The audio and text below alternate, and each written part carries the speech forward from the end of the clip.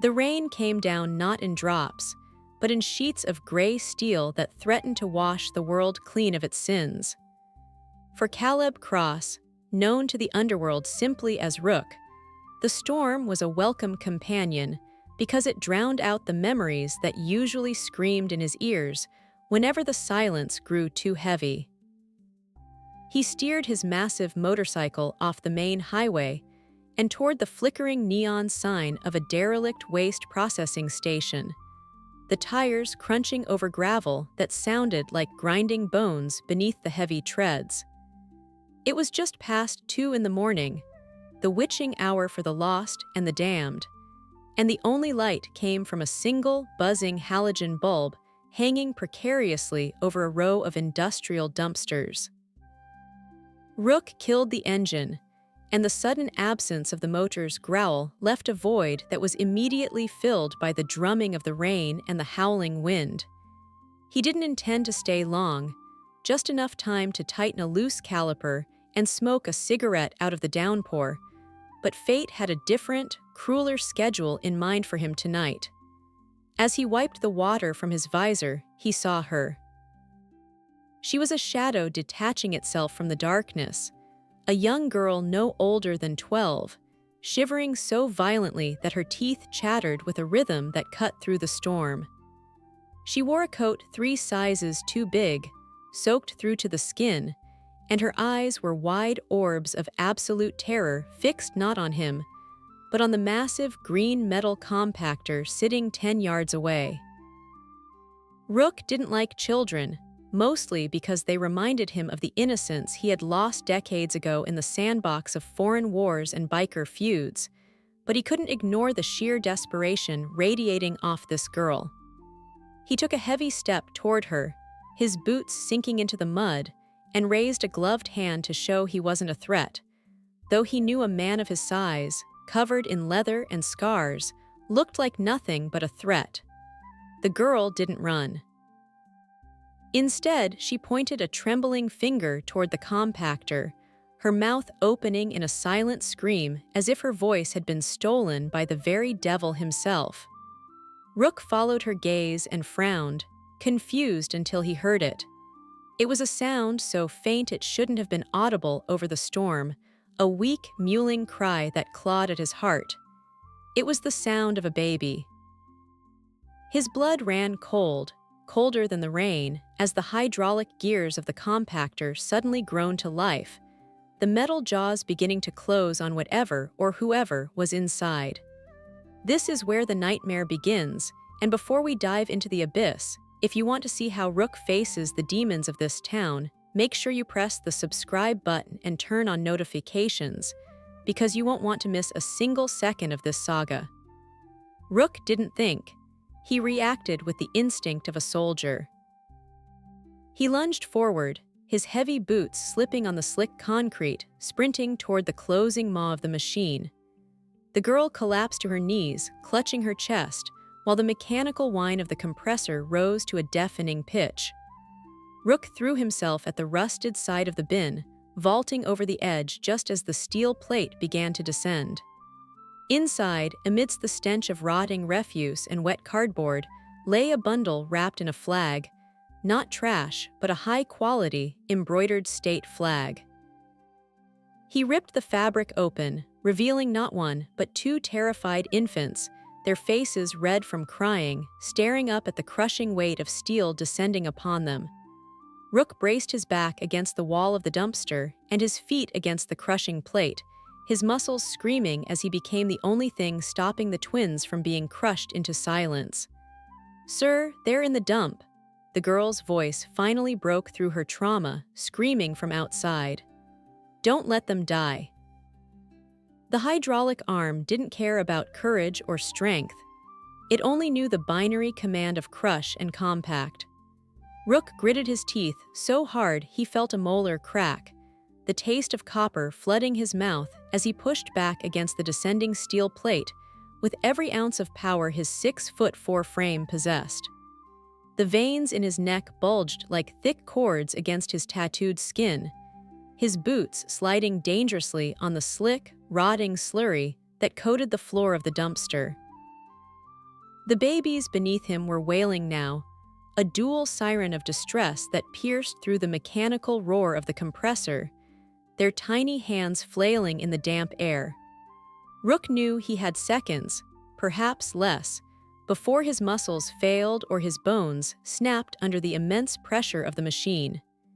His eyes darted frantically around the claustrophobic metal coffin, searching for anything that could serve as a wedge, anything harder than his own skeleton. There, half buried under a mound of wet coffee grounds and shredded paper, was the rusted remains of a transmission shaft, likely illegally dumped by a mechanic weeks ago.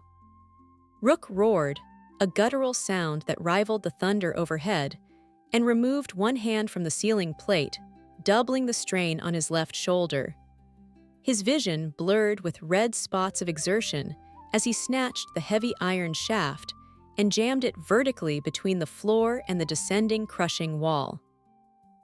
The machine groaned in protest, the hydraulics shrieking as the steel shaft bit into the metal, halting the descent with a violent shudder that shook the entire bin. It wouldn't hold forever. The iron was already beginning to bow under the metric tons of force, but it gave him the window he needed. "Catch!" Rook bellowed over the storm, not waiting to see if the girl was ready. He scooped up the bundle of crying infants, the expensive fabric slippery in his grasp, and tossed them upward toward the opening. The girl, whose name he did not yet know, moved with a surprising agility born of pure adrenaline. She snatched the bundle from the air just as the rusted transmission shaft gave way with a sickening snap that sounded like a gunshot. Rook didn't think. He launched himself upward, his fingers hooking over the rim of the dumpster, and hauled his massive body over the edge and onto the wet pavement just as the compactor slammed shut with a force that would have turned him into nothing more than a memory. He lay there for a moment on the cold asphalt, the rain hammering against his back, his chest heaving as he gulped down the air that smelled of ozone and diesel. He was alive, but the adrenaline was already fading, replaced by the sharp ache in his shoulder and the cold reality of the situation. He rolled over, wiping the grime from his face, and looked at the girl. She was huddled under the awning of the control booth, clutching the bundle to her chest as if it were made of fragile glass. Rook pushed himself up, his knees cracking, and walked slowly toward her, his heavy boots splashing in the puddles. The danger of the machine was gone, but the mystery was just beginning. When he reached her, the girl flinched, pulling the bundle tighter. Rook knelt, bringing himself down to her eye level, ignoring the water soaking into his jeans. He reached out and gently pulled back the fold of the fabric to check on the children. They were safe, their cries settling into whimpers now that they were out of the cold rain. But it wasn't the children that made Rook's breath hitch in his throat. It was what they were wrapped in. Under the harsh buzz of the halogen light, the fabric wasn't just a blanket. It was a flag-heavy, silk and deep blue with a gold fringe. In the center was the state seal, and embroidered in gold thread along the hem were the words, "Office of the Governor Official Property." Rook stared at the embroidery, the rainwater dripping from his nose onto the gold letters. This wasn't a case of a poverty-stricken mother unable to feed her kids. This was something far darker. He looked up at the girl, his eyes narrowing. She was shaking, her lips blue from the cold, but her eyes held a fierce, protective intelligence. She wasn't just a random scavenger, she was a guardian. "You didn't find them in there, did you?" Rook asked, his voice low and gravelly, barely audible over the rain. The girl shook her head rapidly, tears mixing with the rain on her cheeks. She pointed a trembling finger toward the dark highway, then back at the dumpster. She mimed the action of hiding, then placing a finger over her lips. "You hid them," Rook realized, the pieces clicking together in his mind like the tumblers of a safe. "You put them in the dumpster. Why would you put babies in a compactor?" The girl opened her mouth to speak, but no words came out, only a dry, choking sob. She reached into the oversized pocket of her coat and pulled out a crumpled, wet piece of paper. She shoved it into Rook's hand. He carefully unfolded it, shielding it from the rain. It was a drawing, crude and hurried, done in black marker. It showed a large black car, men with guns, and a woman lying on the ground with red scribbles all over her. And next to the woman, hidden behind a bush, were two small stick figures wrapped in a blanket. The girl tapped the drawing of the black car, then pointed frantically toward the road leading to the waste station. "They are coming back," she whispered, her voice a harsh rasp that sounded like it hadn't been used in days. "The men in the suits, they are coming to check the trash." Rook felt a chill that had nothing to do with the weather. This girl had witnessed a hit, likely the mother of these twins, and had stashed the babies in the one place she knew the hitmen wouldn't look immediately: the garbage. She had been waiting for the coast to clear to retrieve them, but the storm had triggered the automatic compaction cycle. She hadn't been trying to kill them, she had been trying to save them from an execution squad. Suddenly, the darkness of the access road was pierced by the twin beams of high-intensity LED headlights.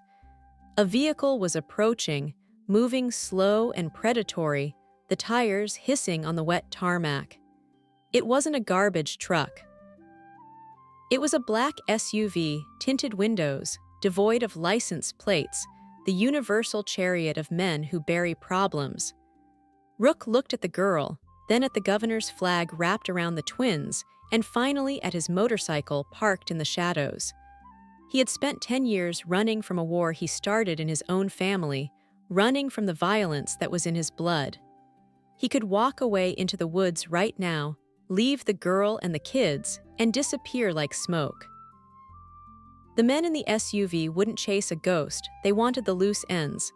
But as he looked at the twin boys, one of them reached out a tiny hand and grasped Rook's calloused, grease-stained finger. The grip was weak, but it anchored him to the spot. "Get on the bike," Rook commanded, standing up and turning toward the approaching lights. The girl hesitated, looking at the massive machine. "Now," he barked, the tone of the sergeant returning to his voice. "Wrap that flag tight around them. Do not let go, no matter how fast we ride." The girl scrambled onto the back of the chopper, her small arms struggling to encompass both the baby's and Rook's waist. Rook swung his leg over the seat, kicked the starter, and the engine roared to life, a thunderous challenge to the approaching SUV. The headlights of the enemy vehicle flared, and the engine of the SUV revved, accelerating toward them. They had been seen. Rook slammed the bike into gear and twisted the throttle. The rear tire spun in the mud for a heart-stopping second before biting into the gravel, launching them forward just as the SUV smashed through the chain-link gate. Rook didn't head for the highway. That was a death sentence against a faster car. Instead, he swerved hard to the right, aiming the bike toward the dense, unmapped forest that bordered the facility. He was trading the open road for a labyrinth of mud and roots, a place where a car couldn't follow, but where a motorcycle and 2 infants might not survive the night. The forest did not welcome them. It resisted their intrusion with a violence that matched the storm. Rook fought the handlebars of his massive cruiser, the machine bucking like a wild animal as the tires slipped on slick roots and mud that had the consistency of grease. The heavy motorcycle, built for the open asphalt of the interstate, was ill-equipped for the chaotic terrain of the deep woods, and every yard gained was a battle against physics. Branches whipped at Rook's helmet and slashed at his leather jacket like jagged claws, and he could feel the small girl behind him burying her face into his back, her grip so tight it constricted his breathing. The roar of the engine was a defiant scream in the enclosed space of the trees, but behind them, the higher-pitched whine of the SUV's supercharged engine grew louder, a mechanical predator closing in for the kill. The twin beams of the pursuer's headlights cut through the trees, casting long, dancing shadows that looked like skeletal fingers reaching out to drag them back to the grave they had just escaped. Rook knew he couldn't outrun a four-wheel drive vehicle in this muck. He had to outthink them, but the adrenaline coursing through his veins was a dangerous drug that urged him to simply throttle down and pray. The terrain shifted suddenly as the ground dropped away into a ravine. Rook slammed on the rear brake, the bike fishtailing violently as it slid sideways through the mud, coming to a rest just inches from a drop that would have snapped their necks. The engine sputtered and died, choked by the sudden stop and the incline. Silence rushed back in, heavy and suffocating, broken only by the rain drumming on the fuel tank and the terrified, ragged breathing of the girl. Rook didn't waste a second. He swung his leg over the bike, his boots sinking ankle deep into the sludge, and grabbed the girl by the arm, hauling her off the seat. She was trembling, her eyes wide and unseeing in the darkness, clutching the bundle of babies so hard her knuckles were white. The SUV was close now, the sound of snapping timber and revving engines echoing just over the ridge they had just crested. They had less than a minute before the lights found them. "We walk from here," Rook whispered, his voice harsh. He looked at his bike, his prized possession, the only home he had known for the last decade. It was a custom build, a beast of chrome and steel that he had assembled piece by piece, and leaving it here felt like cutting off a limb.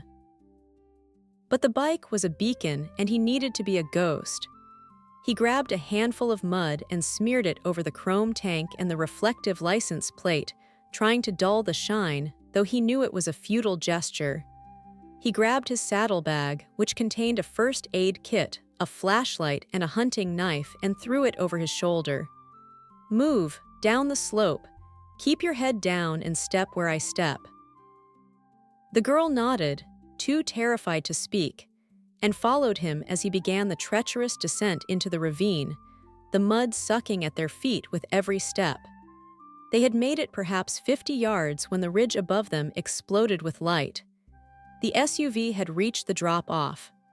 Rook tackled the girl, driving her into the wet leaves behind the thick trunk of an ancient oak tree, just as the high beams swept over the area where his bike lay on its side.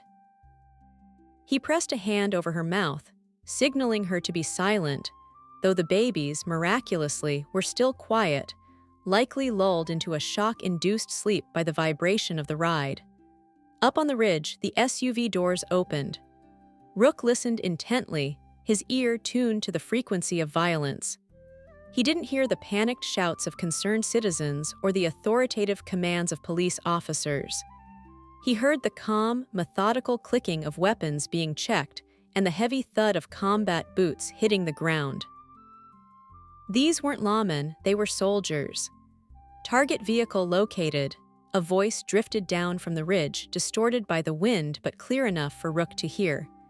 "Engine is warm. No sign of the rider or the package. Fan out. Thermal sweep." Rook's blood froze. Thermal. If they had thermal imaging scopes, hiding behind a tree was useless.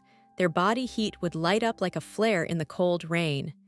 He looked at the girl, whose heat signature would be a bright red beacon against the cold mud. He had to mask them, and fast. He looked around desperately and saw the ravine creek bed, swollen with freezing runoff from the storm. It was their only chance. He pulled the girl up and pointed to the water. "Get in," he mouthed. She hesitated, looking at the black, rushing water, but the look in Rook's eyes brooked no argument. He guided her into the freezing stream, the water rising to her waist, shocking the breath out of her. "Stay low," he whispered. "Keep the babies above the water, but keep your bodies submerged. The cold water will hide your heat."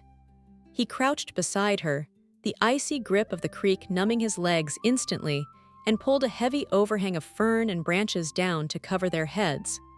Seconds later, the beams of flashlights began to dance through the trees, cutting through the rain like lightsabers. Rook watched through the gaps in the ferns as 3 figures descended the slope. They moved with professional precision, spacing themselves out to avoid crossfire, their weapons raised. As the lead figure moved closer, the lightning flashed overhead, illuminating the man for a split second. Rook saw the tactical vest, the suppressed rifle, and the patch on the man's shoulder. It wasn't a police badge. It was a black circle with a silver serpent eating its own tail, the Ouroboros.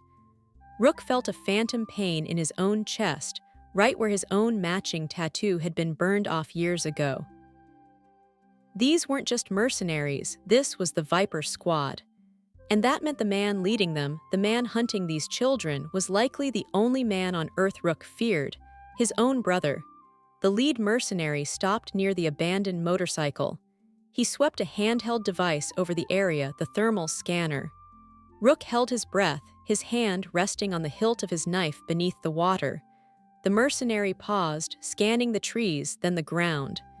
The device whirred softly. Beam passed over the creek where Rook and the girl were hiding.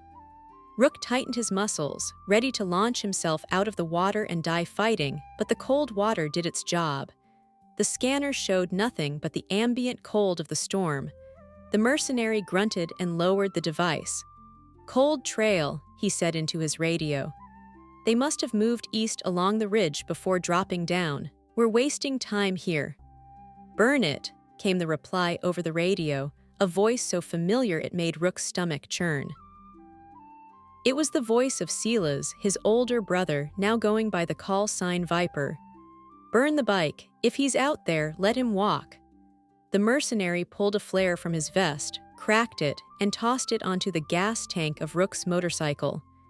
The fuel that had leaked from the cap ignited with a whoosh, sending a ball of orange fire into the night sky. The heat was intense, even from the creek, but Rook didn't flinch.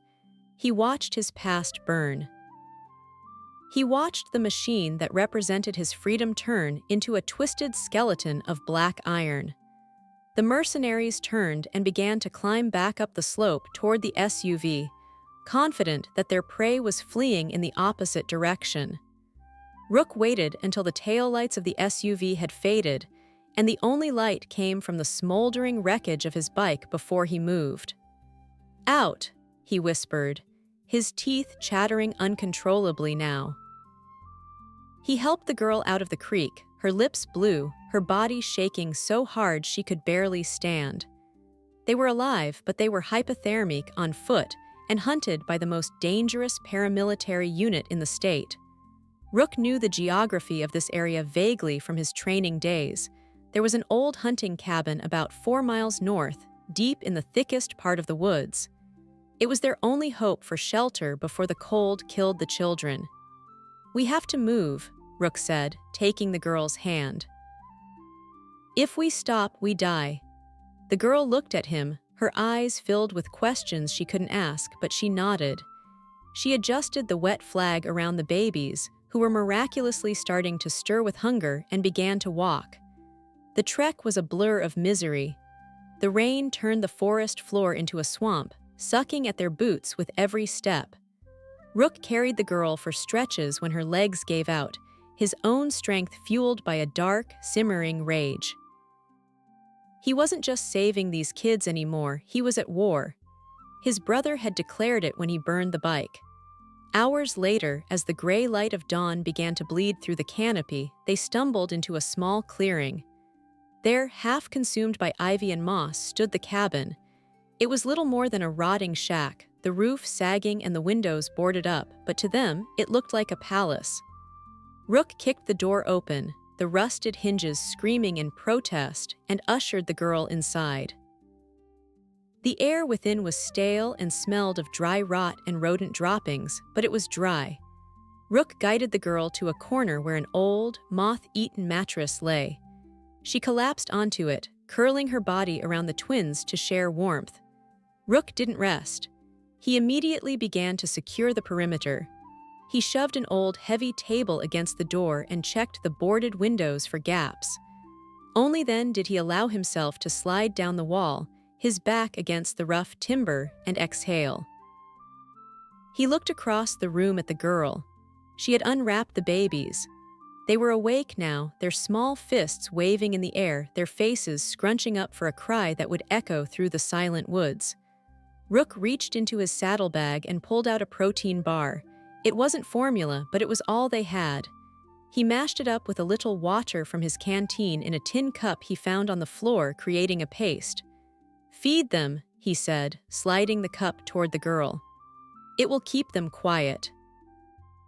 As the girl fed the infants, Rook pulled out his gun, a heavy 1911 pistol he kept in his waistband. He checked the magazine. 7 rounds, 7 bullets against a paramilitary squad. He looked at the girl again. She was staring at him, her eyes lingering on the tattoo on his neck, the scar where he had burned off the Ouroboros mark. She reached into her pocket and pulled out the drawing again, the one of the black car and the murder. She flipped it over and found a blank space. With a shaking hand, she began to draw again. Rook watched her, mesmerized by the intensity of her focus. When she finished, she held it up. It was a drawing of 2 snakes. One was huge and black with jagged teeth. The other was smaller, gray, and wounded. The black snake was eating the gray snake. She pointed to the black snake, then pointed to the door where the enemies had been. Then she pointed to the gray snake and then at Rook. Rook stared at the image. She knew. Somehow, this mute, terrified girl understood exactly what was happening. She knew this was a fratricidal war. "Yeah," Rook whispered, closing his eyes as the exhaustion finally hit him like a physical blow. "That's my brother, and he won't stop until we're all dead." The gravity of the situation settled over the cabin like a shroud. They were safe for the moment, but the Viper squad would realize their mistake soon. They would double back. They would bring dogs. And Rook knew that with 2 crying babies and a traumatized child, he couldn't run forever. He had to change the game. He had to stop being the prey and become the hunter. But first, they had to survive the fever that was already beginning to flush the cheeks of one of the twins. Rook reached out and touched the forehead of the smaller boy. He was burning up. The cold water had done its damage. "He's sick," Rook said, his voice void of emotion, though his gut twisted. "We need medicine, antibiotics. Fever reducers." The girl looked at him, panic rising in her eyes again. She grabbed his arm, shaking her head violently, pleading silently for him not to leave. "I have to," Rook said, pulling his arm away gently. "If I don't, the fever will kill him before my brother does. There's a town about 6 miles east. I'll go tonight. You stay here, keep the door barred. Open it for no one but me." He stood up, his joints popping, and walked to the window, peering out through a crack in the boards at the relentless rain. The storm was their cover, but it was also their enemy. He was walking into a trap, he knew it. Viper would be watching the towns. But as the baby behind him let out a weak, pained whimper, Rook knew he had no choice. He holstered his gun, tightened his belt, and prepared to step back out into the hellscape. The hunt was on, and Rook was done running. It was time to remind his brother why they used to call him the Reaper. The door to the cabin closed with a heavy finality that seemed to seal the damp cold out and the fear in. Rook stood on the rotting porch for a moment, listening to the lock slide home. A rusty, scraping sound that offered little real protection against the monsters roaming these woods. But it was all they had. He tested the weight of the pistol in his waistband and adjusted the collar of his leather jacket against the biting wind. The rain had slowed to a drizzle, a fine mist that clung to his eyelashes and beard, but the temperature had dropped significantly. It was the kind of cold that didn't just chill the skin but settled deep in the marrow of the bones, a reminder that nature was indifferent to their survival. Inside that shack, a baby was burning up, his tiny body fighting a war against infection that he couldn't win without help. Rook knew the clock was ticking, not in hours, but in heartbeats. He turned his back on the only sanctuary they had found and stepped into the black throat of the forest, moving east toward the faint, orange glow of civilization that stained the horizon. The journey to the town of Blackwood was a descent into a different kind of hell. The forest floor was a treacherous obstacle course of slick mud, tangled roots, and jagged rocks hidden beneath layers of decaying leaves. Rook moved with the practiced stealth of his former life, placing his feet carefully to avoid snapping twigs, his breathing controlled and rhythmic despite the burning in his lungs. As he walked, his mind drifted back to the drawing the girl had made. The black snake eating the gray one. It was a perfect metaphor for his relationship with Silas. They had been born into violence, sons of a father who ruled his house with a belt and a mother who had learned to be invisible. The military had been their escape, but while Rook had found discipline, Silas had found an appetite. The Special Forces training had refined Rook into a precise instrument, but it had turned Silas into a jagged, rusty blade that enjoyed the cutting. The Ouroboros unit was supposed to be elite, off the books, doing the dirty work that kept the country safe. But under Silas's influence, it had become a mercenary hit squad, selling its skills to the highest bidder. Rook had left the night they were ordered to burn a village in the Andes to cover up a senator's mistake. He had refused. Silas had laughed and lit the match himself.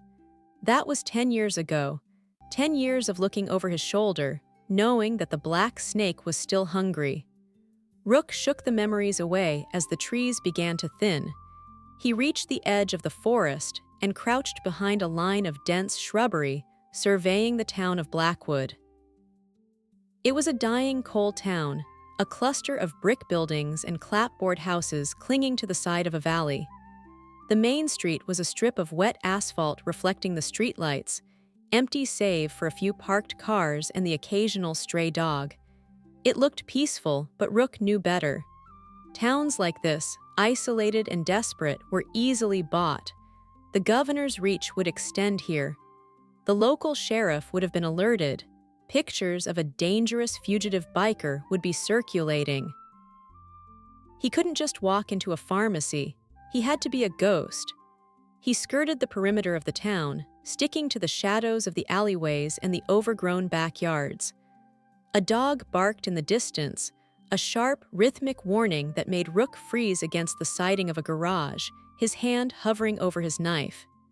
He waited until the barking subsided into a low growl and then silence before moving again. He needed a pharmacy, or a clinic, or a vet anywhere with antibiotics.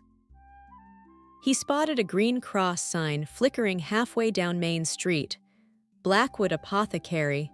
It was an old storefront with a large plate glass window and a heavy steel door in the back.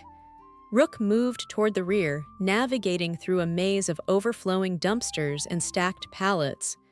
The back door was solid steel, locked tight. He checked the frame. It was reinforced. Breaking it would make too much noise. He looked up.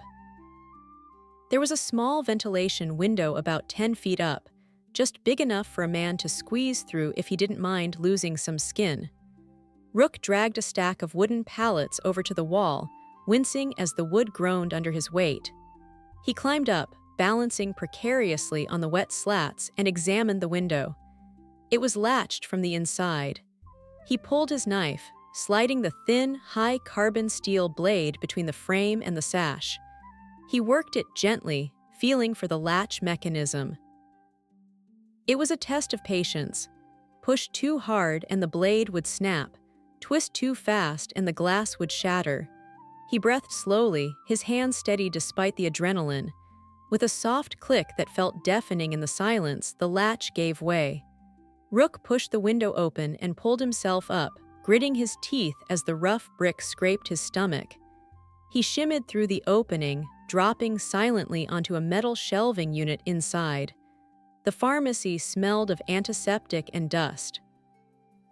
Rook didn't use his flashlight. The ambient light from the street lamps outside filtered through the front window, casting long, eerie shadows across the aisles. He moved quickly to the section labeled Children's Health. He grabbed boxes of ibuprofen suspension and acetaminophen. Then he moved to the secured area behind the counter. This was the hard part. The antibiotics were locked up. He vaulted over the counter, landing softly on the linoleum. The glass cabinet was locked. Rook wrapped his gloved hand in a heavy rag he found on the counter and pressed it against the glass. He applied pressure, steady and increasing, until the glass gave way with a muffled crunch rather than a loud shatter. He reached in and grabbed bottles of liquid amoxicillin. He didn't stop there. He raided the shelves for formula, diapers, and a first aid kit for the girl's feet. He stuffed everything into a canvas tote bag hanging on a display hook. He was just about to head back to the window when a wash of blue and red light swept across the ceiling. A cruiser was rolling slowly down Main Street. Rook dropped to the floor, crawling behind the counter. The car slowed to a crawl in front of the pharmacy.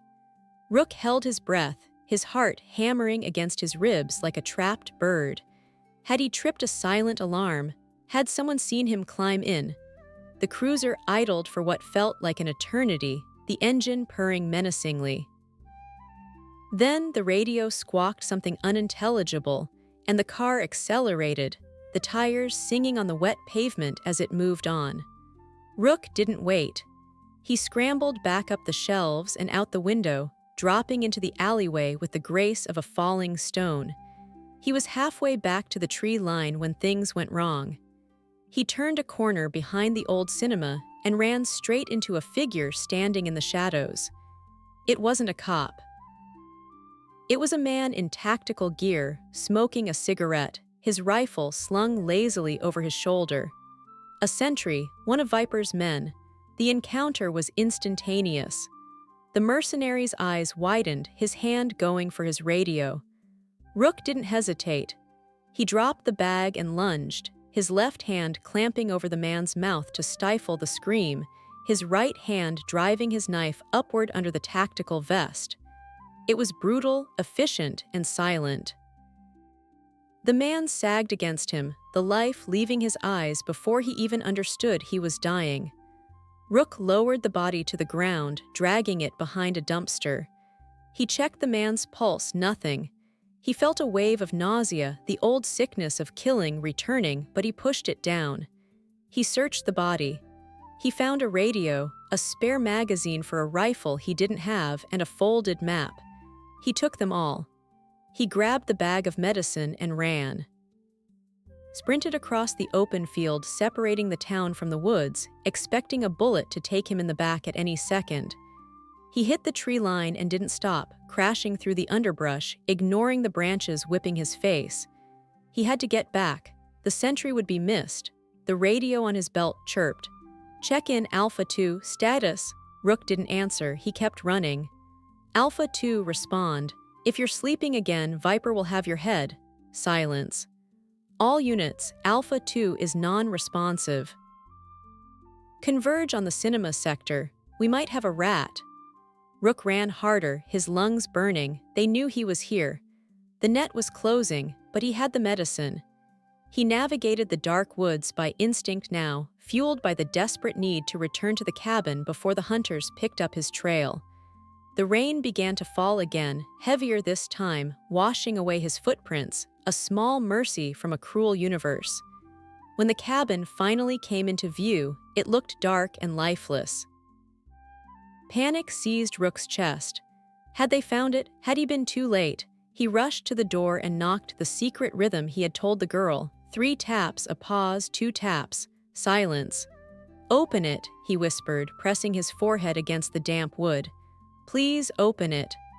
The heavy scrape of the table being moved across the floor was the sweetest sound he had ever heard. The door cracked open, and he slipped inside, immediately barring it behind him. The girl was standing there, her face pale, holding a makeshift club, a table leg. She looked at him, then at the bag in his hand. She dropped the club and collapsed into his arms, shaking. Rook gently pushed her back and went to the mattress. The baby was still there, his breathing shallow and rapid. Rook wasted no time. He measured out the medicine, using the syringe from the box, and gently coaxed the liquid into the infant's mouth. He stroked the boy's throat to help him swallow. Then he administered the fever reducer. He sat back, watching, waiting. The girl knelt beside him, her hand gripping his sleeve. "He's a fighter," Rook whispered, trying to convince himself as much as her. "He'll make it." They sat in the darkness for an hour, the tension in the room thick enough to choke on. Slowly, miraculously, the heat radiating from the baby's skin began to subside. His breathing deepened, becoming less ragged. The fever was breaking. Rook let out a breath he felt he had been holding since he left the town. He looked at the girl. She was asleep, sitting up, her head resting on his shoulder. He shifted carefully to let her lie down, covering her with his leather jacket. He walked to the window to keep watch, the stolen radio sitting on the sill. It crackled again. "He's in the woods," Viper's voice came through, clear and cold. "He killed Jenkins. The thermal drones are grounded by the storm, but he can't have gone far. He's encumbered." "He has the package." Rook stared at the radio. Viper knew he was close. "Listen to me, brother," Viper's voice continued, and for a moment, Rook thought he was speaking directly to him, though he knew it was a broadcast to the squad. "I know you're listening. You always steal the comms. That's your move. You think you're saving them. You're just prolonging the pain. The governor wants this done tonight. Give me the kids and I let you walk. You have until dawn, then I unleash the dogs." Rook picked up the radio. He pressed the transmit button. He knew it would triangulate his position eventually, but they were already closing in. He needed to buy time, or perhaps he just needed to tell his brother to go to hell. "Come and get me, Silas," Rook said, his voice low and dangerous. He released the button and turned off the radio. The silence that followed was heavier than before. He had just invited the devil to dinner. He looked at the twins, now sleeping peacefully, and the girl curled up on the mattress. He had until dawn. That was 3 hours. He began to check his weapon, counting the rounds again. 7, plus the knife, plus the rage. "We leave in an hour," he whispered to the empty room. "We're not waiting for the dogs." Rook moved to the center of the room and pulled up a loose floorboard he had noticed earlier. Beneath it was dry earth. He began to dig a small hole with his knife. If he fell, if the Viper squad took the cabin, he needed a backup plan for the girl. He couldn't fight an army while holding 2 babies. He needed to separate the targets. He looked at the map he had stolen from the mercenary. It was a tactical map of the area. There was a decommissioned mining tunnel marked about 2 miles north. It led through the mountain and came out near the state line. It was a long shot, a suicide run through unstable shafts, but it was the only path the SUV couldn't follow. He woke the girl gently. She started, her eyes flying open in panic until she saw his face. He put a finger to his lips and pointed to the map. "We are moving," he said softly. "The bad men are bringing dogs. We are going to the mine." The girl looked at the map, then at the babies. She nodded, a grim determination settling over her young features. She helped him pack the remaining supplies. Rook strapped the twins to his chest, using the flag and strips of heavy cloth from the mattress, creating a makeshift carrier that kept them tight against his warmth. He gave the girl the flashlight, but told her not to turn it on. They slipped out the back window of the cabin, leaving the front door barred to buy them a few minutes of confusion when the squad arrived. The rain had stopped, leaving the woods in a dripping, mist-filled silence. They moved north, away from the town, away from the road, deeper into the wild. As they crested the first ridge, a sound drifted up from the valley below, the deep, baying howl of bloodhounds. The hunt had begun early. Viper had lied about waiting for dawn. Rook felt a cold sneer curl his lip. He should have known. Silas never played by the rules. Rook pushed the girl forward, his hand on her back. "Run," he whispered. "Don't look back." They moved through the darkness, the howling of the dogs growing steadily louder. The mine entrance was still a mile away. Rook stopped. He couldn't outrun dogs with the extra weight. He looked at the girl. She was exhausted, stumbling. He made a decision. "Take them," he said, unstrapping the babies. The girl looked at him horrified. She shook her head. "Take them," he hissed. The mine entrance is straight ahead. Follow the creek. I will lead the dogs away." He transferred the bundle to her. She was small, but she was strong. "Go, wait for me inside the tunnel entrance. If I'm not there in 20 minutes, you keep walking until you see daylight." She grabbed his hand, squeezing it hard, tears streaming down her face. Then she turned and ran, disappearing into the mist with the governor's secrets in her arms. Rook stood alone in the clearing. He took out the stolen radio and turned it back on. He turned the volume up to maximum. He placed it on a stump. Then he took out his knife and cut his own forearm, letting the blood drip onto the leaves, a fresh scent for the hounds. He moved away from the path the girl had taken, heading west toward a sheer cliff face he remembered from the map. He wasn't running anymore. He was leading the pack to the slaughter.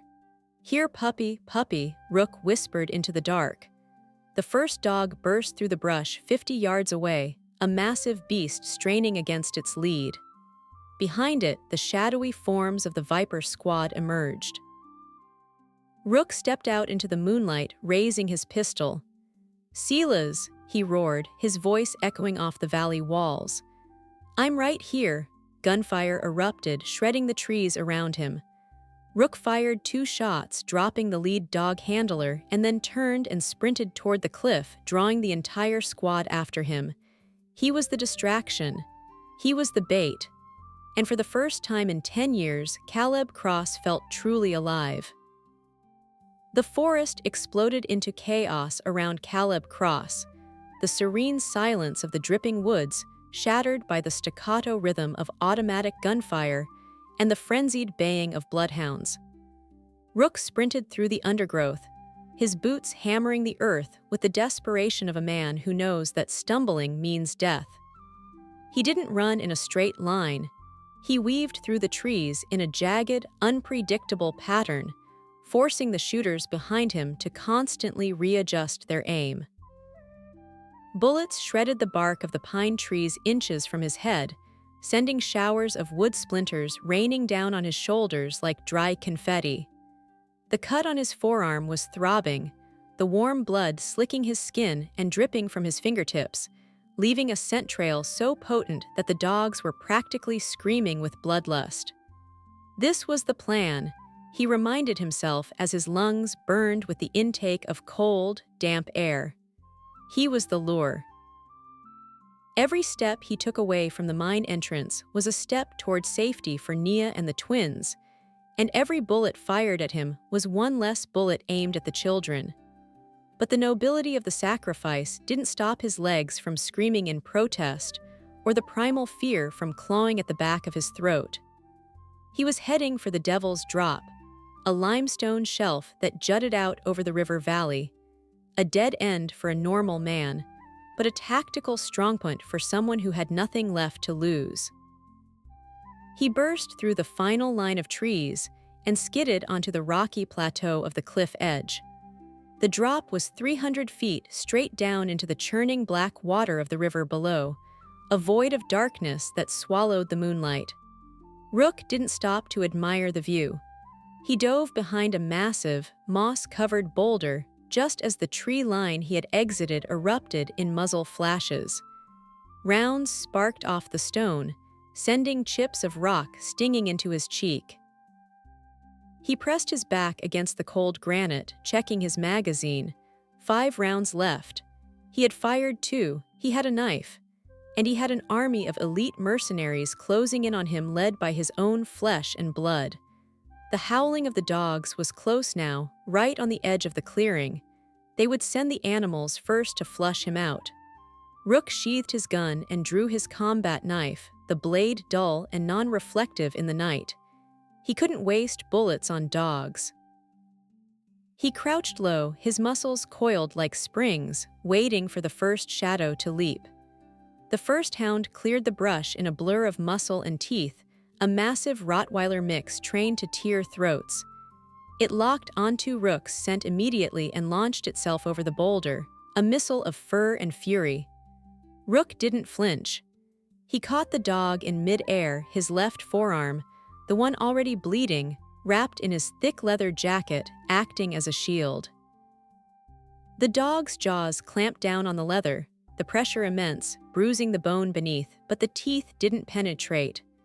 With a roar of exertion, Rook used the dog's momentum to swing it around, driving his knife into the animal's side with a surgical precision born of a lifetime of violence. The dog yelped, a sound that was cut short as Rook shoved the heavy carcass away, breathless and shaking. It was brutal, ugly work, but there was no room for hesitation. He wiped the blade on his jeans and gripped the hilt tighter, waiting for the next one, but the dogs had stopped barking. They were holding position. The humans had arrived.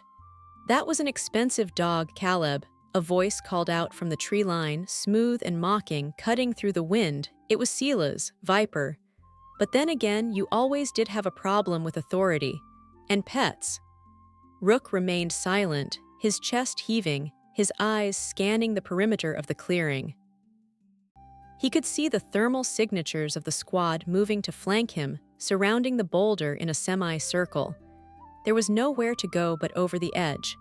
"Come out, little brother," Viper continued, his voice stepping closer. "We can end this cleanly. You give me the location of the package and I let you walk away. I'll even give you a head start, just like old times." "Like the Andes," Rook shouted back, his voice hoarse.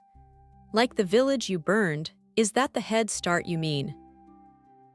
There was a pause, a heavy silence that seemed to weigh more than the stone Rook was hiding behind. The reference to the Andes hung in the air, a ghost that both brothers carried.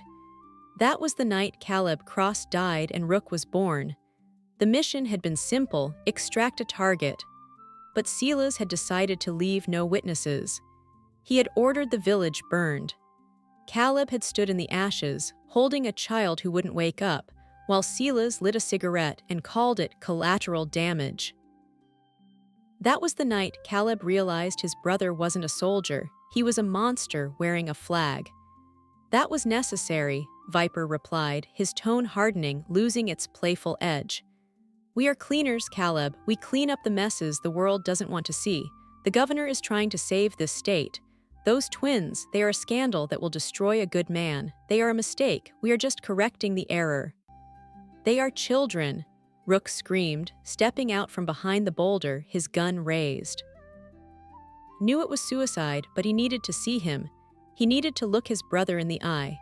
Silas stood 20 yards away, flanked by 4 heavily armed operatives. He wasn't wearing a helmet.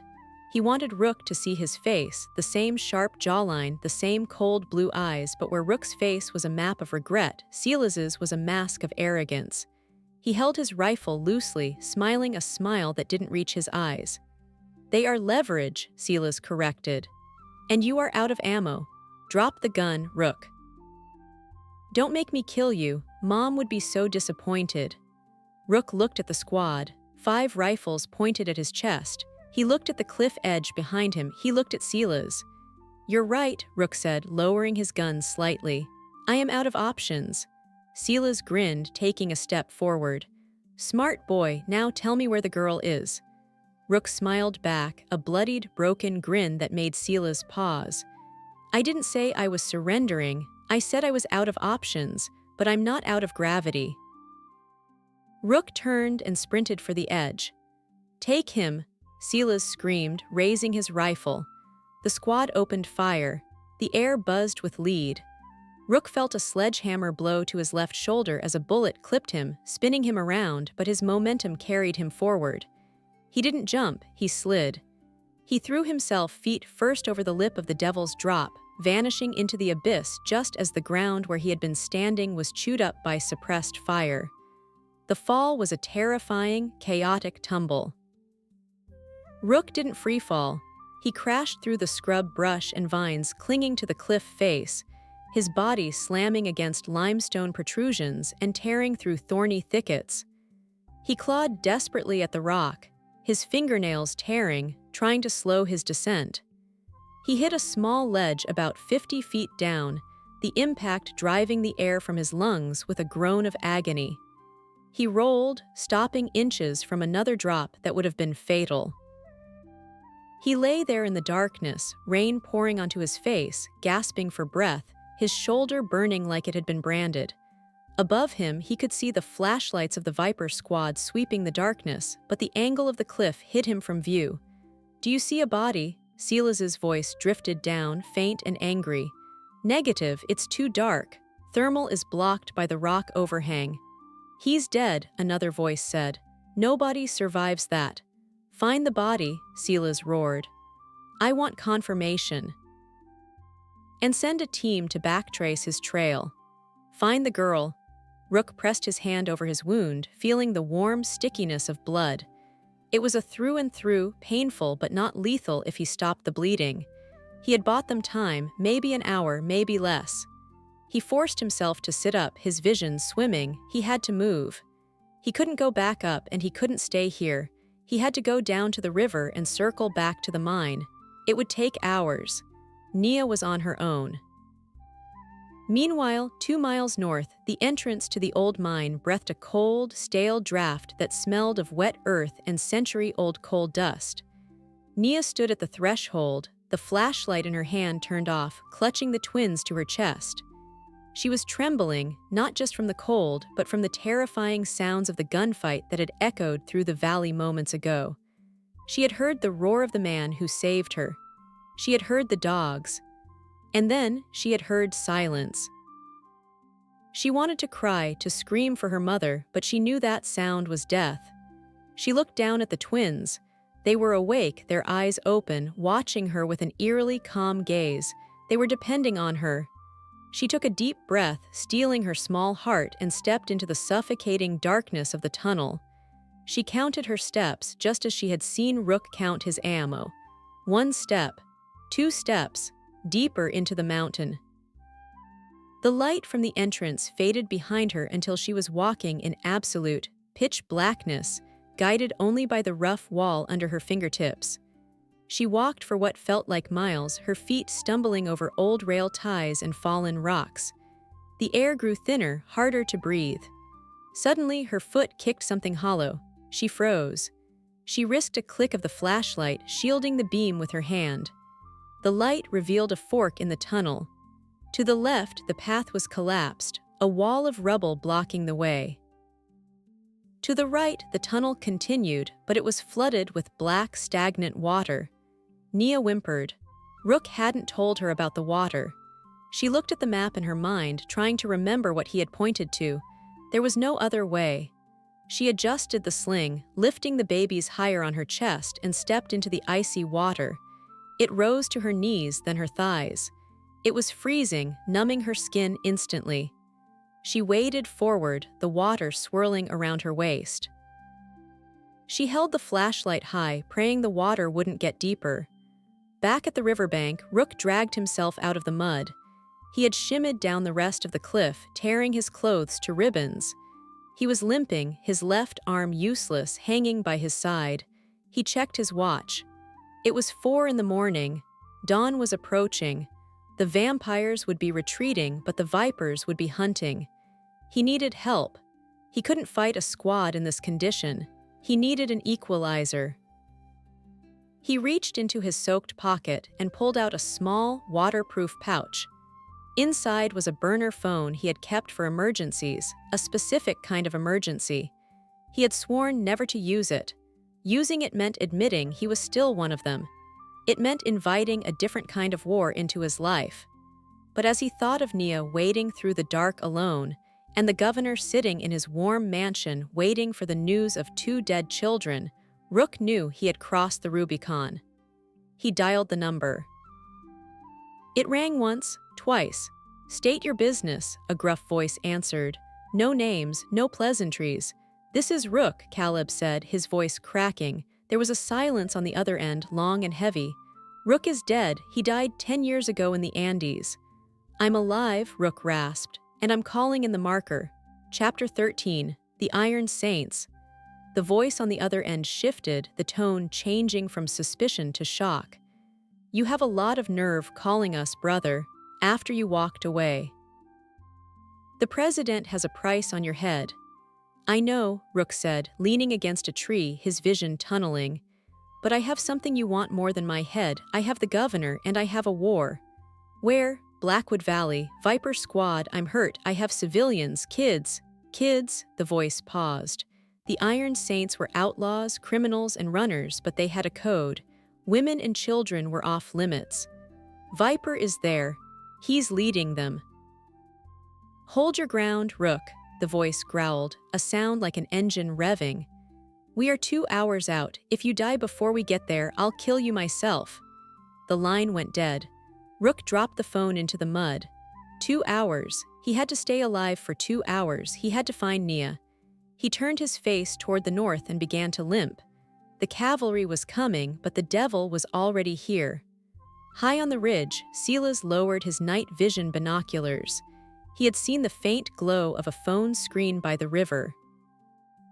He smiled. He survived, tough bastard. He turned to his lieutenant. He's heading for the mines. That's where the girl is. Get the dogs and get the flamethrowers. We're going to smoke them out like rats. The lieutenant hesitated. Sir, the mine is unstable if we use fire. Do it, Silas commanded, his eyes cold and dead. Burn it all. Rook saw the first plume of smoke rise from the mine entrance a mile away before he smelled it. They weren't going in. They were pumping fire into the tunnels to suffocate them. Panic, pure and electric, surged through his exhausted body, overriding the pain. He broke into a run, a staggering, loping sprint. He had to get to the other side of the mountain. He had to get to the exit before the smoke did. The final race had begun, and the mountain itself was about to become a chimney. The mountain did not just burn, it breathed. As Rook sprinted toward the northern face of the ridge, his lungs burning with an agony that rivaled the bullet wound in his shoulder, he could feel the earth trembling beneath his boots. The Viper Squad wasn't just flushing them out. They were turning the labyrinth of tunnels into a blast furnace. The smoke pouring from the fissures in the rock wasn't the clean gray of wood smoke. It was a thick, oily black deluge that smelled of diesel and death, crawling down the hillside like a living thing. Rook knew the mine better than the mercenaries did, knew that the ventilation shafts that dotted the landscape acted as lungs for the subterranean beast. And right now, Silas was pumping fire into the throat of the mountain to choke the life out of everything inside. Rook had to stop the airflow, or Nia, and the twins would be dead from asphyxiation long before the flames ever touched them. He crested a small rise and looked down at the secondary air intake shaft, a concrete bunker set into the hillside. 2 of Silas's men were there, clad in fire-retardant suits and gas masks, operating a terrifying piece of machinery that spewed liquid fire into the open grate. The roar of the flamethrower was a constant, low-frequency rumble that vibrated in Rook's chest. He didn't have the ammo for a firefight, and he didn't have the time for stealth. He had to use the one weapon he had left, the mountain itself. Rook scrambled up the loose scree above the bunker, his left arm hanging uselessly by his side, his right hand gripping the heavy combat knife. He reached a rusted iron wheel, a relic from the mining days used to control the emergency damper for the shaft. It was seized by 50 years of rust and neglect. Rook holstered his knife and gripped the wheel with his good hand, bracing his feet against the rock. He screamed, a raw sound torn from his throat, channeling every ounce of his pain and rage into the motion. The rust shrieked in protest, metal grinding against metal, and then, with a snap that echoed like a gunshot, the wheel turned. The heavy steel damper inside the shaft slammed shut below him. The result was instantaneous and catastrophic for the men below. With the airflow suddenly blocked, the backdraft exploded upward. A column of fire erupted from the intake grate, reversing the flow and engulfing the 2 mercenaries in a wave of inferno. They didn't even have time to scream before the heat consumed the oxygen in the clearing. Rook didn't watch them die. He was already moving, sliding down the shale toward the main entrance of the tunnel, plunging into the very smoke he was trying to outrun. He had cut off the fire, but the smoke was already inside, a silent killer hunting the girl in the dark. He tore a strip of fabric from his shirt, soaked it in the muddy water of a puddle, and tied it around his face. Then, Caleb Cross stepped into the darkness. Inside, the world had been reduced to a claustrophobic nightmare. The air was thick and acrid, stinging the eyes and coating the throat with a layer of ash. Nia was huddled on a narrow ledge deep within the flooded section of the tunnel, the water lapping at her ankles. She had wrapped the twins so tightly in the governor's flag that only their noses were visible, pressing the fabric against her own chest to filter the air. She was coughing, a wet hacking sound that racked her small frame, but she refused to cry.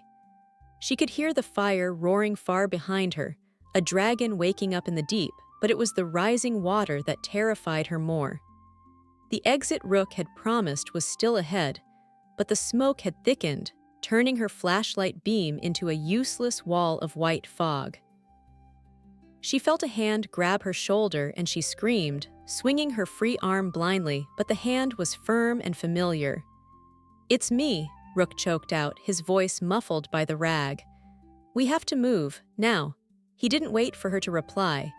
He scooped her up, babies and all, ignoring the screaming protest of his injured shoulder, and waded into the deeper water.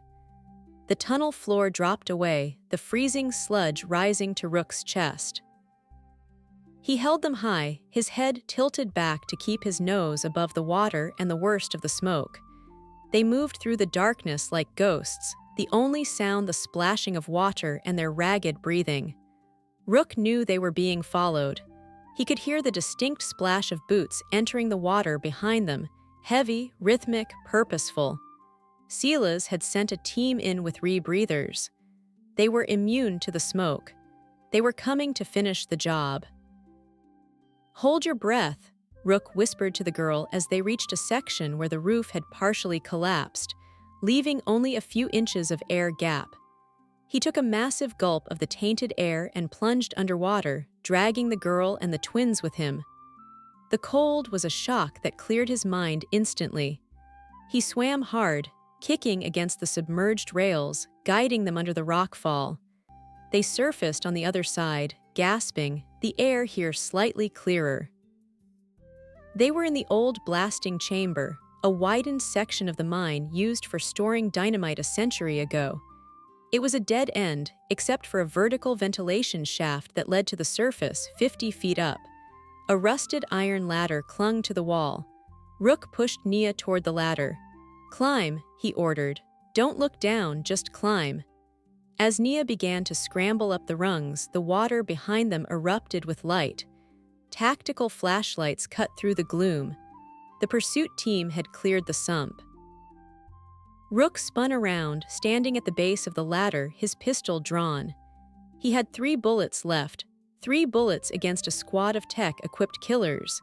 He saw the first silhouette emerge from the water, the gas mask giving the man the appearance of a giant insect. Rook fired. The shot deafened him in the enclosed space, the muzzle flash illuminating the cavern for a split second. The bullet sparked off the man's helmet, knocking him back into the water, but he wasn't dead. "Go."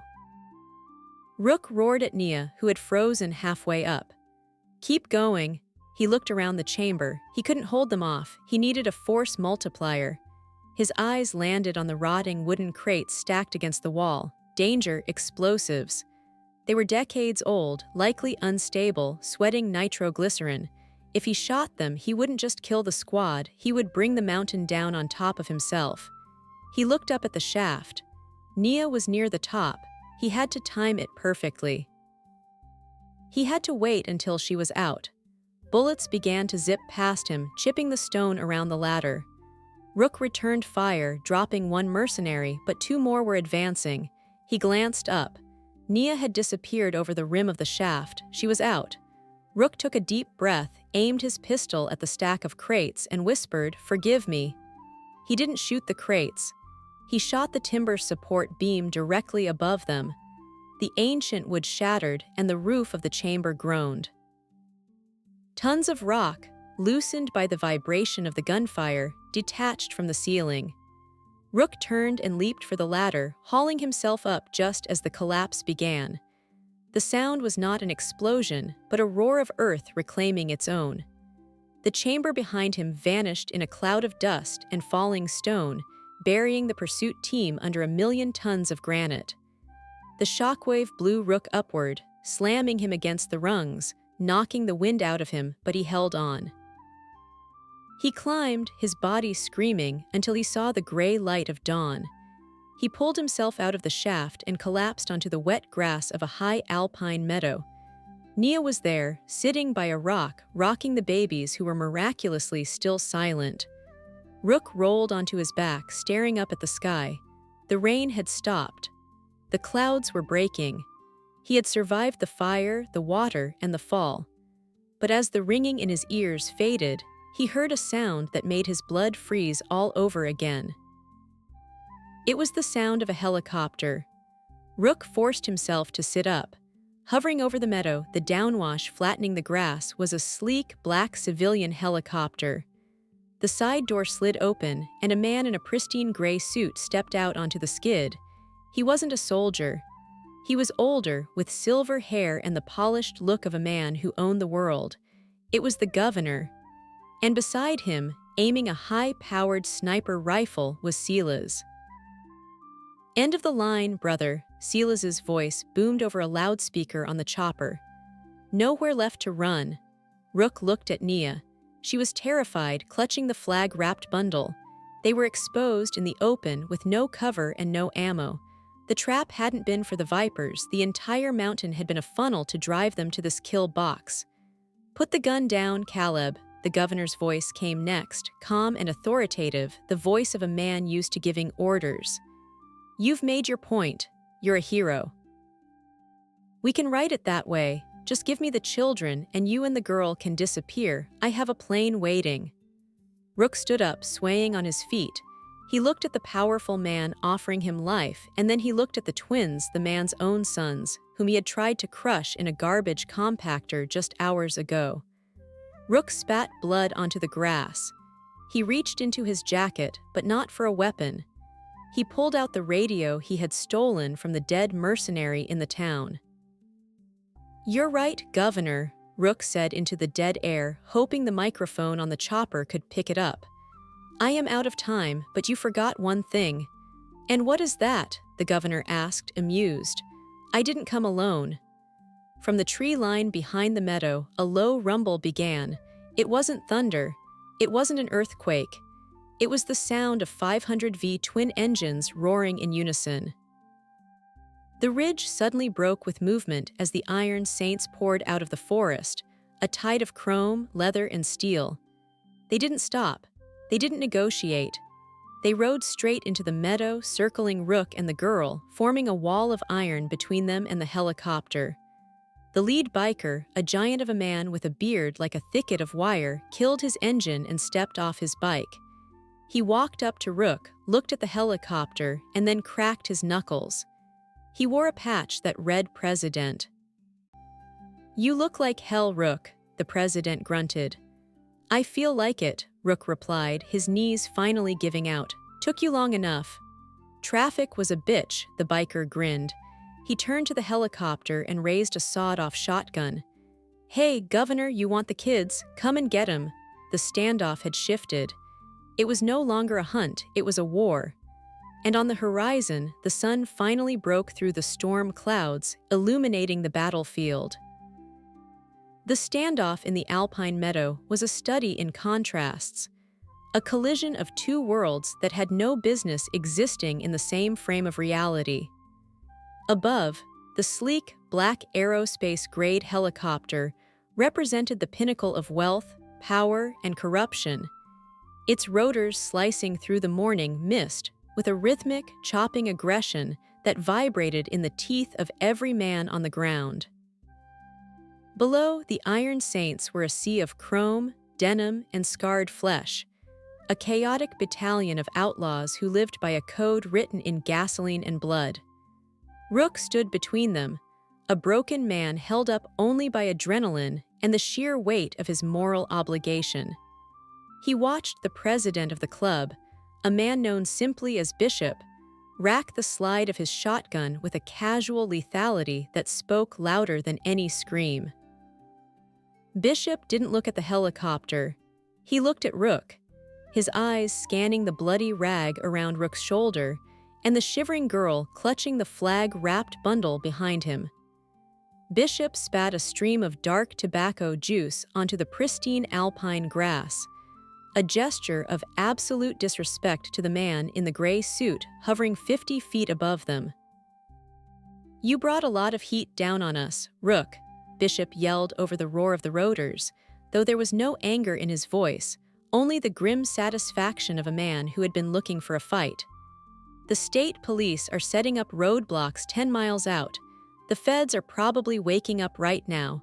You better have a good reason for dragging the Saints into a war with the governor." Rook didn't have to answer. Nia stepped forward, her small frame dwarfed by the massive bikers surrounding her. She pulled the fold of the heavy blue flag back, revealing the sleeping faces of the twin boys.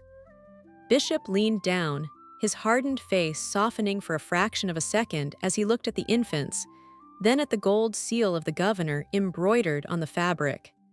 He stood up slowly, his expression shifting from curiosity to a cold, volcanic rage. He looked up at the helicopter, where the governor stood on the skid, his suit jacket flapping in the rotor wash. Bishop raised his hand, and 500 engines cut simultaneously, plunging the meadow into a sudden, jarring silence broken only by the whine of the turbine above. "Governor," Bishop's voice boomed across the clearing, echoing off the granite cliffs. "You lost," the governor leaned out, his face a mask of strained diplomacy. He picked up a megaphone, his voice projected with a tinny, metallic distortion. "This is a misunderstanding, gentlemen.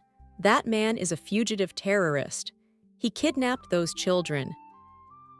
Return them to me, and the state police will allow your club to leave this mountain without arrest. Harbor him, and you will all be charged as accomplices to kidnapping and murder." It was a generous offer, logically speaking. The Iron Saints were criminals, not saints, and self-preservation was usually their highest law. Rook felt a flicker of doubt. He knew the club had families, businesses, and freedom to protect. He tightened his grip on the radio, ready to beg if he had to. But Bishop didn't flinch.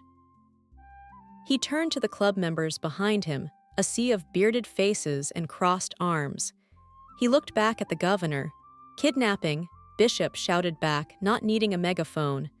"Looks to me like he's the only one doing any babysitting, and as for your offer, we don't take orders from suits who throw babies in the trash." Beside the governor, Silas shifted his position. He didn't care about the negotiation. He was looking through the scope of his sniper rifle, his finger hovering over the trigger. He wasn't aiming at Bishop. He was aiming at the fuel tank of the motorcycle directly next to Nia. Rook saw the glint of the sun on the lens. He knew that look. He knew the geometry of his brother's cruelty. "Get down!" Rook screamed, lunging for Nia just as the air cracked with the supersonic snap of a high-caliber round. The bullet missed the gas tank by an inch, sparking off the chrome fender and burying itself in the dirt. The noise shattered the fragile piece. The helicopter pilot, realizing the danger, banked the machine hard to the right, the downdraft knocking several bikers off their feet. Silas fired again, this time hitting a club member in the leg, sending him sprawling with a cry of agony. The response from the ground was instantaneous and overwhelming. 500 men did not panic, they retaliated. A wave of handguns, shotguns, and submachine guns were raised toward the sky. The air filled with the deafening roar of small arms fire, a collective thunder that rivaled the storm from the night before. The helicopter took the brunt of the lead rain. Sparks flew from the fuselage as hundreds of rounds impacted the metal skin. The pilot panicked, pulling up hard, but the sheer volume of fire was tearing the machine apart. Smoke began to trail from the engine cowling. The governor stumbled back into the cabin, losing his composure, while Silas continued to fire with robotic precision, taking targets of opportunity. But a sniper rifle was a poor weapon against an army. One of the bikers, a Vietnam vet with a mounted RPK machine gun on his sidecar, opened up, stitching a line of holes across the tail boom. The tail rotor disintegrated in a shower of metal and composite. The helicopter began to spin violently, the torque of the main rotor overcoming the loss of the tail. "Incoming!" Bishop roared, grabbing Nia and the twins and throwing them behind the engine block of his massive touring bike. The helicopter spiraled down, crashing into the tree line 100 yards away with the sound of a falling skyscraper. It didn't explode in a ball of Hollywood fire. It crumpled, the rotors shattering against the ancient pines, sending deadly shrapnel flying through the forest like giant scythes. The fuselage slammed into the soft earth, rolling once before coming to a rest on its side, groaning like a dying beast. Silence returned to the meadow for a heartbeat, heavy and ringing. Then, the tree line around them erupted. The Viper squad had not been idle. While the helicopter distracted the bikers, the remaining ground teams had moved into position, surrounding the meadow. They were outnumbered, but they were elite, armed with military-grade assault rifles and body armor.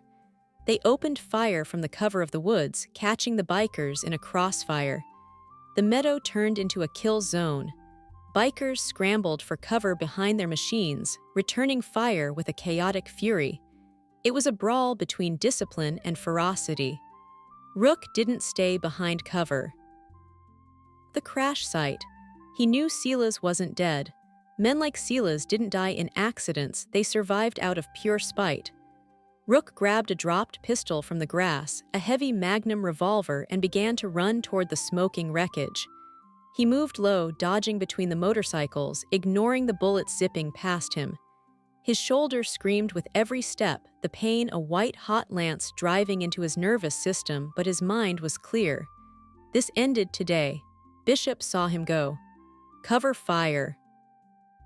The president bellowed, "Clear a path for the Rook." The Iron Saints concentrated their fire on the tree line near the crash, suppressing the Viper operatives and creating a corridor of lead for Rook to move through. He reached the edge of the forest and dove over a fallen log, rolling into the cover of the ferns. The crash site was a scene of devastation. The helicopter was a twisted skeleton of metal. The pilot was slumped over the controls, motionless. The governor had been thrown clear. He was crawling through the mud, his expensive suit shredded, his face a mask of shock and blood. He looked up as Rook approached, his eyes wide with terror. "Help me," the governor wheezed, holding out a shaking hand. "I'll give you anything, money, pardons, anything." Rook looked down at the man who had ordered the death of his own children. He didn't feel anger anymore, just a hollow, cold pity. "You have nothing I want," Rook said quietly. He stepped over the governor, moving toward the cabin of the chopper. "Caleb," the voice came from everywhere and nowhere. Rook froze, he scanned the trees. "Nothing. You brought a circus, brother," Silas's voice floated through the smoke. "Always the showman, but you forget clowns are easy targets." Rook dropped to a crouch, scanning the canopy. Silas was a hunter. He wouldn't be on the ground. He would be high. Rook saw a movement in the branches of a large oak tree 30 yards away. He raised the Magnum, but before he could fire, a bullet struck the revolver, ripping it from his hand and shattering the grip. The impact numbed his arm all the way to the neck. Rook stumbled back, defenseless. Silas dropped from the tree, landing softly in the moss. He was bleeding from a cut on his forehead, and his tactical vest was scorched, but he moved with the fluid grace of a predator. He held a combat knife in one hand and a pistol in the other. He tossed the pistol aside. "No guns," Silas said, walking toward Rook. "Let's finish what we started in the mountains 10 years ago, flesh and bone, just us." Rook looked at his brother. He was exhausted, wounded, and weaponless. Silas was fresh, stronger, and psychotic, but Rook had something Silas didn't. He had the memory of Nia's face when she handed him the drawing. He had the weight of the twins in his arms. He had something to lose. "You're right," Rook said, pulling his own knife with his left hand, the pain in his shoulder transforming into a cold, hard focus. "Just us." Back in the meadow, the battle was turning. The sheer firepower of the Iron Saints was overwhelming the tactical precision of the Vipers. The mercenaries were falling back, their perimeter collapsing. Bishop was leading the charge, a shotgun in one hand and a chain in the other, a Viking in denim. He reached the position where Nia was hiding. She was curled in a ball, covering the baby's ears to shield them from the noise of the war. "Kid," Bishop grunted, kneeling beside her. "You doing okay?" Nia looked up, her eyes filled with tears, but she nodded. She pointed toward the woods where Rook had gone. She made a fist and tapped her chest. "Heart." "Yeah," Bishop nodded, racking a fresh shell into the chamber.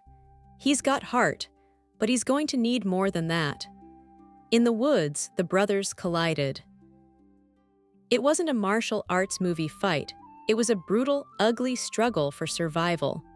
Silas was faster, slashing with his knife, opening a gash on Rook's thigh. Rook took the hit and slammed his forehead into Silas's nose, feeling the cartilage crunch. They fell into the mud, grappling, rolling over roots and rocks. Silas was laughing, a wet, gurgling sound. He was enjoying it. He pinned Rook against the trunk of a pine tree, his forearm crushing Rook's windpipe, the knife inching toward Rook's eye.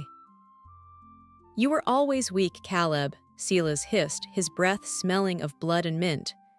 "You couldn't pull the trigger then, and you can't do it now. You think you're a savior. You're just a broken tool." Rook's vision began to spot with black. He couldn't breathe. The knife tip pricked the skin under his eye. He thought of the dump, the rain, the babies, the compactor. He thought of the sound of the machine crushing the life out of the world. "I'm not a tool," Rook choked out.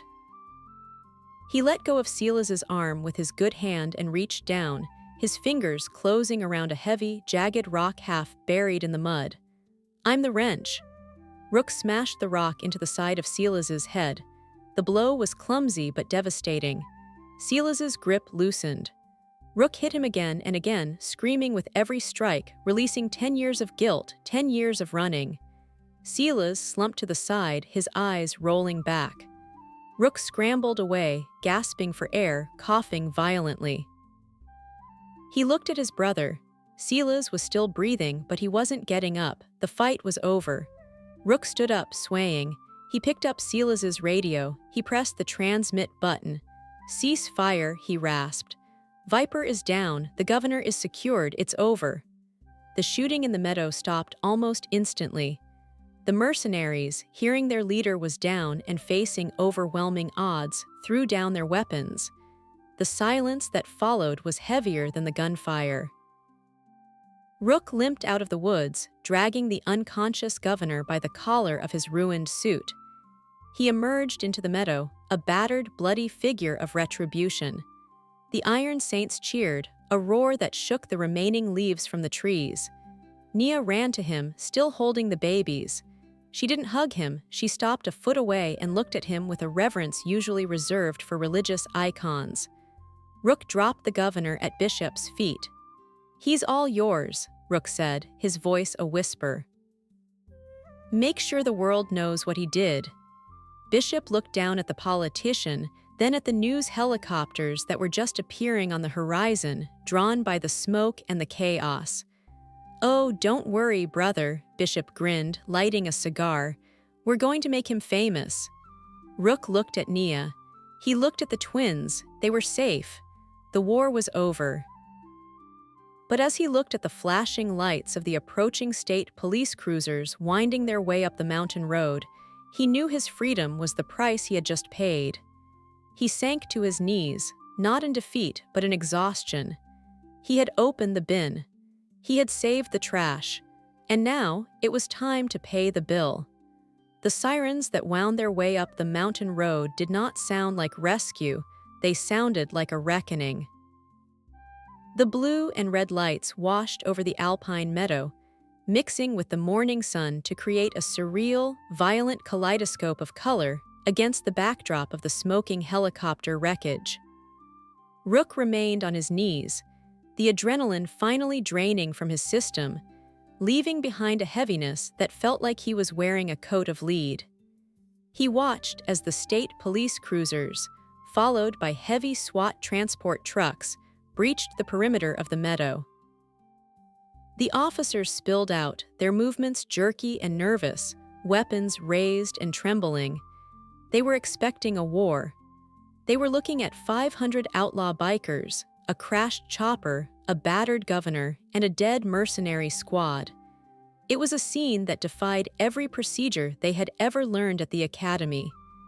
Bishop stepped forward, placing his massive body between Rook and the advancing line of police. The president of the Iron Saints still held his shotgun, though he pointed it at the ground, his posture one of defiance rather than aggression. Behind him, the wall of bikers tightened, a collective growl of engines revving in neutral acting as a warning that, while they might be outgunned by the state, they would not be easily broken. The standoff was precarious, a single twitchy finger away from a massacre that would stain the mountain red for a generation. Rook knew he had to act. He pushed himself up, his legs screaming in protest, and placed a hand on Bishop's shoulder. The contact was heavy, a silent transfer of command. "Stand down, Bishop," Rook said, his voice raspy but carrying a command authority that cut through the tension. "This isn't your fight anymore. We did what we came to do." Bishop looked at him, his eyes narrowing beneath his bushy brows. "You walk out there, Rook, and you don't come back. You know that. They'll bury you under the jail for this." "I know," Rook replied, looking past the police line to where Nia was standing. She was safe, surrounded by the burly protectors of the club, the twins sleeping soundly in her arms. "But look at what we saved. It's a fair trade." Rook limped forward, separating himself from the herd of the Saints. He raised his hands slowly, showing the blood that coated his palms, not the blood of innocence, but the blood of the wolves he had slain to protect them.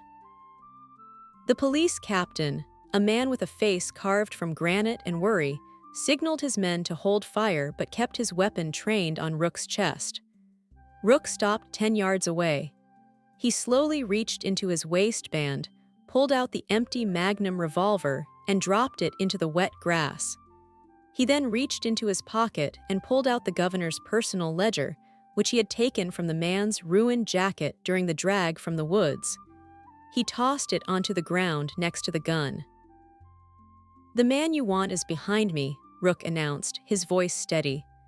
"Governor Sterling ordered the execution of his own children. He hired the Viper Squad. He authorized the burning of the mine. It's all in the book. It's all on the tapes in the helicopter." The captain looked at the book, then at the governor, who was currently weeping in the mud, and finally at Rook. "And who are you?" the captain asked, though he likely already knew the answer.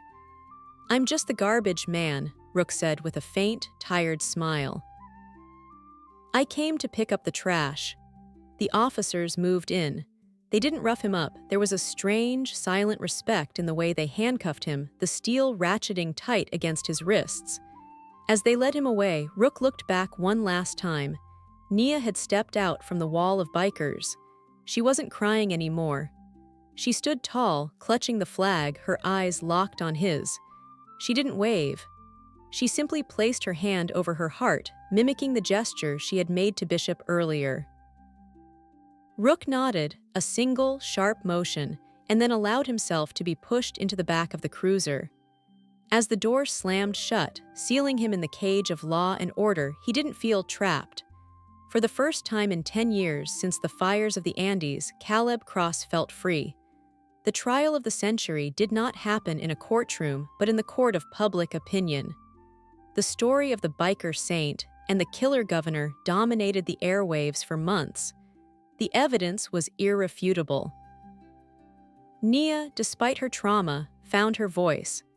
Her testimony, given via a video link from a secure location, was the final nail in Sterling's political and literal coffin.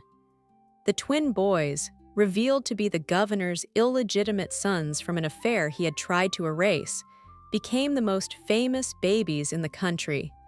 But justice is a complicated machine. While the governor was sentenced to life without parole, and Silas, who survived his injuries, was vanished into a dark military prison site for his crimes, Rook was not given a parade. He was a fugitive, a killer, and a vigilante. The law could not forgive the bodies he left in his wake, even if they were the bodies of monsters. Rook accepted a plea deal to avoid the death penalty. He was sentenced to 25 years in a maximum security federal penitentiary. He didn't fight it. He didn't appeal. He went into the concrete box with the same stoic acceptance he had carried into the dumpster. He became a ghost again, a number in the system, spending his days in the prison library and his nights staring at the small square of sky visible through his cell window. He didn't have visitors. He refused them. He wanted the world to forget him so that the children could have a life unburdened by his shadow. 5 years passed, then 10. The world moved on, as it always does. The seasons changed, the wars changed, and the story of the Blackwood Valley became a legend whispered in biker bars and online forums. It was a Tuesday in November, a gray, rainy day that reminded Rook of that fateful night at the waste station when the guard called his name. "Cross visitor," Rook frowned. "I don't have visitors." "You do today," the guard said, unlocking the cell door. "Warden says you have to take this one." Rook was led through the maze of corridors to the visitation room. He sat behind the thick plexiglass waiting. He expected a lawyer or maybe a journalist looking for a scoop. He did not expect the young woman who walked through the door. She was in her early 20s now, dressed in a sharp business suit, her hair pulled back in a professional bun. She carried herself with a fierce confidence, but her eyes, those wide, intelligent eyes, hadn't changed. It was Nia. She sat down and picked up the phone. Rook hesitated, his hand trembling slightly as he picked up the receiver on his side. "Hello, Rook," she said. Her voice was strong, clear, and beautiful. It was the first time he had ever heard her speak his name. "Nia," Rook breathed, the sound foreign on his tongue after so much silence. "You shouldn't be here, it's not good for you to be seen with me." "I don't care," she said, a ghost of a smile playing on her lips. "I wanted you to know, I graduated today. Law school, top of my class." Rook felt a lump form in his throat, a swell of pride so intense it almost hurt. That's incredible, kid, you did good." "I didn't do it alone," she said. She reached into her bag and pulled out a photograph, pressing it against the glass. It showed 2 young boys, 10 years old, standing next to motorcycles, wearing leather vests that were too big for them. They were smiling, healthy, and happy. Behind them stood Bishop, looking older and grayer, but still standing like a mountain. "Noah and Liam," she said. "They know who you are, the Saints. They raised us. Bishop kept his promise. We were never hungry, we were never afraid, we were loved."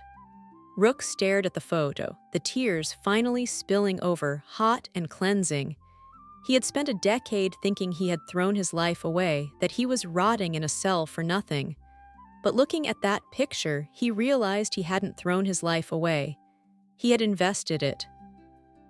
He had traded his freedom for theirs, and the return on that investment was sitting right in front of him.